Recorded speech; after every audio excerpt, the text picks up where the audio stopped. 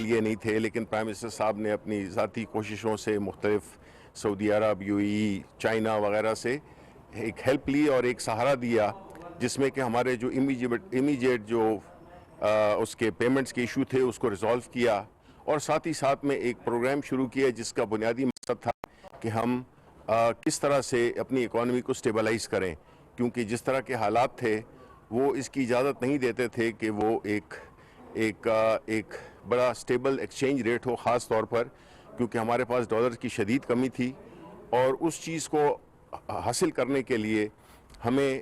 جو ماضی کی حکومت نے جو کرنسی کو ایک مصنوعی طریقے سے اوپر رکھا ہوا تھا، جس کی وجہ سے ہماری امپورٹ انکریج ہو رہی تھی، یعنی امپورٹ زیادہ لوگ کر رہے تھے اور ایکسپورٹس ہماری کم تھیں، جس کی وجہ سے ایک جو کرنسی کی جو ویلیو تھی وہ اس کو ہم نے مارکیٹ پہ لے آئے، یعنی کہ ہم نے یہ نہیں کہ انٹرفیئرنس کی، جس طرح کے ماضی میں ڈالر کو آرٹیفیشل یعنی مصنوعی سطح پہ رکھنے کے لیے ڈالر بیچے جاتے تھے اسٹیٹ بینک کی طرف سے کہ ڈالر کی قیمت ایک سطح پہ رہے، مصنوعی سطح پہ رہے۔ اس سے ہمیں دو طرح کا نقصان ہوتا تھا، ایک تو یہ تھا کہ ہمارے ڈالر خرچ ہوتے تھے، اور دوسری طرف سے جو ہماری جو کرنسی تھی اس کی وجہ سے ہماری امپورٹس زیادہ بنتی تھیں، اور انڈسٹری جو ہے نا اس کو بہت بری طرح سے نقصان پہنچتا تھا، کوئی نئی انڈسٹری لگاتا نہیں تھا، اس کی وجہ سے ہماری ڈی انڈسٹریلائزیشن بھی ہوئی۔ اس کے بعد ایک اور ایشو ہے جو کہ ہم نے اس پہ خاص توجہ دی، وہ تھا کہ اپنا جو کرنٹ اکاؤنٹ ڈیفیسٹ ہے اس کو کس طرح سے ہم نے کم کیا، اور اس کو ہم ایک بڑی تعداد سے ہم $60 ارب تھے، اس کو ہم تقریباً جو ہمارا جو کرنٹ اکاؤنٹ ڈیفیسٹ تھا اس کو ہم تقریباً 0 پہ لے آئے ہیں، بلکہ کچھ مہینوں میں یہ پازیٹیو بھی رہا۔ اس کے علاوہ ایک اور موضوع جو کہ کافی زیر بحث رہتا ہے، جس میں کہ قرضوں کے بارے میں ایک بہت منفی پروپیگنڈا کرتی رہتی ہے اپوزیشن، اور وہ یہ ہے کہ جی ہم نے اتنے 11 کھرب کے قرضے ہم نے لے لیے اپنے 2 سال میں، تو اس کی بھی وضاحت کی گئی، اور اس کا جو بریک ڈاؤن ہے وہ بڑا صاف اور بڑا شفاف ہے۔ وہ یہ ہے کہ جو 11 کھرب کے جو قرضے ہم نے لیے اس میں تقریباً 6 کھرب روپے ہم نے قرضے اور ادا کیا، 3 کھرب روپے وہ جو ہے تو جب ڈی ویلیویشن ہوئی، یعنی جب کرنسی اپنی ویلیو پہ آئی تو اس کی وجہ سے ہوئے، تو یہ 9 کھرب روپے ہوئے۔ پھر 1.2 کھرب روپے آپ کو پتا ہے کہ جب کووڈ آیا تو اس میں ہمیں دینے پڑے، یہ اکانومی کو خاص طور پہ اس طبقے کو جو کہ تقریباً 25% ہے وہ پاورٹی لائن پہ، وہ لوگ جو کہ احساس پروگرام کے تھرو اور مختلف جو کووڈ میں فیسلٹیز تھیں وہ ہم نے دیں، جس کی وجہ سے 1.2 کھرب کا یہ ہوا، اور 500 کھرب روپے کے قریب وہ 500 ارب روپے کے قریب وہ ہم نے حکومت کو چلانے کے لیے ہم نے لیے۔ تو یہ ہے اس کا بریک ڈاؤن، جس کے بارے میں اپوزیشن بڑا وہ ایک واویلا کرتی ہے اور ایک منفی پروپیگنڈا کرتی ہے، جس میں کہ وہ یہ ثابت کرنے کی کوشش کرتی ہے کہ ہم نے جو 2 سال میں قرضے لیے ہیں وہ بہت زیادہ ہیں۔ تو اس کا میں نے آپ کو بریک ڈاؤن دے دیا ہے کہ یہ ڈسکس ہوا، یہ ہمیں ہمارے جو اکانومی کے منسٹر تھے انہوں نے ہمیں بتایا، اور اس کے بعد انفلیشن پہ بات ہوئی۔ ظاہر ہے کہ جب ڈی ویلیویشن ہوئی تو اس کی وجہ سے ہمارا جو وہ چیزیں، وہ اشیاء جو کہ ہم درآمد کرتے ہیں، یعنی پام آئل ہو گیا جس سے گھی بنتا ہے، ہماری دالیں ہو گئیں، ہمارے پیٹرول ہو گیا، اور جب پیٹرول مہنگا ہوتا ہے تو ظاہر ہے کہ اس سے بجلی بھی مہنگی شروع ہو جاتی ہے بننی، تو اس کی وجہ سے ایک مہنگائی آئی، اور 2020 میں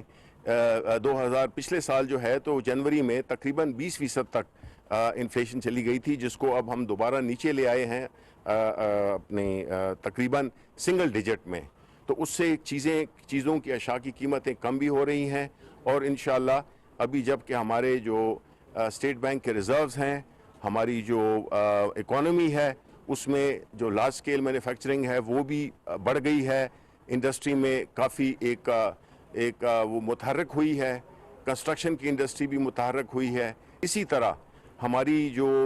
وہ ہیں اوور آل اکانومی ہے، ہماری ریمیٹنسز بڑی ہیں، ہماری جو ایکسپورٹس ہیں وہ بڑی ہیں، امپورٹس ہیں وہ کم ہوئی ہیں، ہماری جو ٹیکس کلیکشن ہے وہ بھی بہتر ہوئی ہے پچھلے سالوں کی نسبت. تو یہ سارے جو ایک مثبت اثرات ہیں اکانومی کے وہ آہستہ آہستہ عوام تک بھی پہنچنے شروع ہو جائیں گے, اور ہماری الحمدللہ اب اکانومی کافی سٹیبل ہو گئی ہے, ہمارا ایکسچینج ریٹ سٹیبل ہو گیا ہے, اور اسی طرح ہم یہی امید رکھتے ہیں کہ آنے والے دنوں میں گو کہ انٹرنیشنل مارکیٹس میں جو کموڈٹی پرائسز ہیں وہ کافی بڑھ گئی ہیں, جس میں کہ خاص طور پہ جس طرح سٹیل ہو گیا یا یہ گندم ہو گئی, چینی ہو گئی, ان کی قیمتیں بڑھ گئی ہیں. تو اس کی وجہ سے ہمیں جو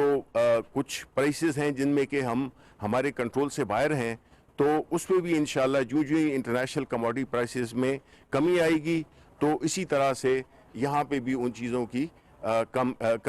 قیمتوں میں کمی آئے گی, کیونکہ یہ سارا ڈالر سے ریلیٹڈ ہے, اور جو چیزیں جو ہم امپورٹ کرتے ہیں ظاہر ہے کہ ان کی مہنگائی ہمارے ہاتھ میں نہیں ہے. لیکن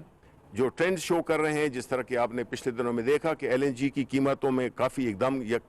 کمی آئی, تو اس طرح سے جو گیس کی اور جو بجلی کی جو کاسٹ ہے اس میں بھی ظاہر ہے کہ یہ کم ہوگی. تو اس کے علاوہ پارلیمنٹیرین جتنے بھی تھے انہوں نے اپنے اپنے حلقوں کے بارے میں پرائم منسٹر صاحب کو آگاہی دی, اور اس میں پھر خاص طور پہ جو کراچی کا جو پروجیکٹ ہے, کراچی کا جو ہماری جو فیڈرل گورنمنٹ نے جو ایک پیکیج دیا ہے اس کے بارے میں بھی کافی تفصیل سے بات ہوئی. اسد عمر صاحب نے اس کا پورا ایک جائزہ پیش کیا, اور جتنے بھی پروجیکٹس ہیں تو پرائم منسٹر صاحب نے اس میں انسٹرکشنز بھی دیں, اور جو وہاں پہ جو لوکل وہاں کے ایم این ایز ہیں ان کو بھی زیادہ انوالو ہونے کے لیے کہا. تو اس قسم کی جو ہماری ایک اوور آل حلقوں کی بات تھی, جس میں کہ مختلف ایم این ایز نے اپنے حلقوں کے بارے میں پرائم منسٹر صاحب کو ایک رپورٹ دی, اور یہ ڈسکشن جو ہے تو یہ ہماری چلتی رہتی ہے, جس میں کہ پارلیمنٹ میں بھی ہماری جو بلز ہیں, ہماری جو لیجسلیشن ہے اس کے بارے میں بھی باتیں ہوئیں. تو ایک مکمل طور پہ ایک پوری جو ہماری جو گورنمنٹ کی کارکردگی ہے اور جو ہماری گورنمنٹ کی جو پرفارمنس ہے اس کو زیر بحث لایا گیا. بہت بہت شکریہ.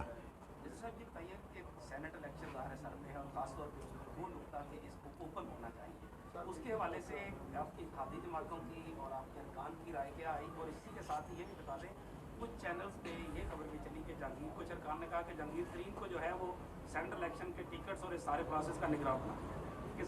نہیں جی, یہ دیکھیں جہاں تک کہ سینٹ کے الیکشنز کا تعلق ہے وہ ظاہر ہے کہ آپ دیکھ رہے ہیں کہ کچھ ہی ہفتے رہ گئے ہیں اس کے الیکشن کے لیے. ہماری پارٹی کی پوزیشن بڑی واضح ہے. پرائم منسٹر صاحب نے بہت پہلے سے یہ کہا ہوا ہے کہ الیکشنز کو بالکل شفاف طریقے سے ہونا چاہیے, اور یہ جو ایک ماضی میں ایک روایت رہی ہے جس میں کہ ووٹ خریدے یا بیچے جاتے ہیں, اس کو روکنے کے لیے ایک اوپن ووٹنگ ہونی چاہیے جس سے کہ اس کا تدارک ہو سکے. وہ سپریم کورٹ نے بھی ابھی اس پہ ہم نے جو مانگی تھی ان سے وضاحت مانگی تھی کہ ہمیں وہ گائیڈنس دیں, اس پہ بھی کام ہو رہا ہے. لیکن اگر وقت آیا تو ہمارا آلریڈی بل پڑا ہوا ہے اور ہم اس کو پیش کریں گے, اور پھر اپوزیشن کی مرضی ہے کہ وہ اس کو اپوز کرتے ہیں یا اس کو سپورٹ کرتے ہیں, کیونکہ مقصد تو یہی ہے کہ سینیٹر یہ کسی پورے الیکشن پروسیس میں اور پھر سینیٹ میں شفافیت آنی چاہیے, اور اس کے لیے جو ہے تو ہمیں ایک ایسا طریقہ وضع کرنا ہوگا جو کہ شفاف ہو. منسٹر صاحب,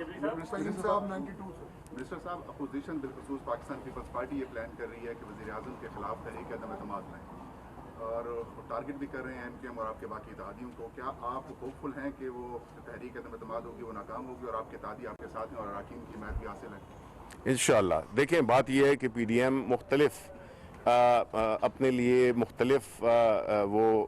ہدف رکھتی رہی ہے, لیکن سارے اہداف میں اس کو بری طرح سے ناکامی ہوئی ہے. یہ اب آخری ایک وہ تھا جس میں کہ وہ پی ڈی ایم کے اندرونی جو اس کے جو پارٹیز ہیں وہ بھی آپس میں اتفاق نہیں کرتے. پیپلز پارٹی کا مختلف ویو پوائنٹ ہے, عدم اعتماد وہ لانا چاہتے ہیں. جو نون لیگ ہے وہ اس کے بارے میں بالکل ایک الگ وہ رکھتی ہے, رائے رکھتی ہے. تو ظاہر ہے کہ ان میں جب تک کہ آپس میں ان میں اتفاق نہیں ہوگا, جو کہ ہے نہیں اور نہ ہو سکتا ہے, کیونکہ ان کی مختلف ان کی مفادات ہیں اور یہ اپنے مفادات کی جنگ لڑ رہے ہیں. تو اس لیے اس میں ہمیں کوئی وہ نہیں ہے. جو بھی یہ چاہتے ہیں یہ ڈیموکریسی ہے, اور اس میں جو بھی اپوزیشن جو بھی جمہوری طریقے سے آئین کے اندر رہتے ہوئے جو بھی چیز کرتی ہے تو وہ ان کا حق بنتا ہے. شبلی صاحب کل آپ نے بتایا کہ جو براڈ شیٹ کمیشن ہے وہ سر محل اور حدیبیہ سمیت جو دیگر بھی جو اسکینڈلز ہیں ان کی تحقیقات کرے گا, تو اپوزیشن کی جانب سے یہ سوال آ رہا ہے کہ مطلب اس کا جو دائرہ کار ہے کمیشن کا وہ آپ کس قانون کے تحت اس کا دائرہ کار جو ہے اتنا وسیع کرتی ہے کہ وہ جو دیگر جو معاملات ہیں ان کو بھی دیکھے گا, اور یہ بھی بتا دیجیے گا ساتھ کہ جو ٹی او آر اور جو ایک کمیشن کا جو نوٹیفکیشن ہے وہ کب تک ہو جائے گا؟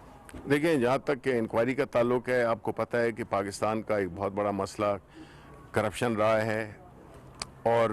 اس کے لیے جو ماضی کی جو حکومتوں میں جو بھی اس ملک کے ساتھ کیا گیا, براڈ شیٹ کا واقعہ آپ کے سامنے ہے, لیٹسٹ ہے, اس سے پہلے پیناما والا تھا, تو اس سے ظاہر تو یہی ہوتا ہے کہ بہت بڑے لیول پہ یہ اس ملک میں وہ لوگ جو حکمران رہے انہوں نے کرپشن کی اور منی لانڈرنگ کی اور اس ملک کو غریب کیا. اب جو یہ سامنے آیا ہے براڈ شیٹ, تو ہمارا یہ فرض بنتا ہے, ہمارے یہ ایک جمہوری فرض ہے کہ ہم اس کی تحقیقات کرائیں, اور یہ جو انکوائری کمیشن جو کہ ترتیب دیا گیا ہے اس میں ہمیں یہ دیکھنا ہوگا کہ اس کو کمپنیز کا جو انکوائری کمیشن ایکٹ ہے 2017 کا, اس کے تحت اس کو کیا جائے. عظمت شیخ صاحب اس کو لیڈ کر رہے ہیں, اور ہم یہ سمجھتے ہیں کہ اس میں جتنے بھی یہ بڑے بڑے واقعات ہوئے اس پہ جو ہے تو انویسٹیگیشن ہونی چاہیے. سر یہ شبلی صاحب یہ بتائیے گا کہ جو پنجاب میں بالخصوص سینٹ الیکشن سے پہلے ایک گروپ کلیم کر رہا ہے کہ وہ تحریک انصاف میں ایک انہوں نے مطلب جو ناراض ارکان پر مشتمل کچھ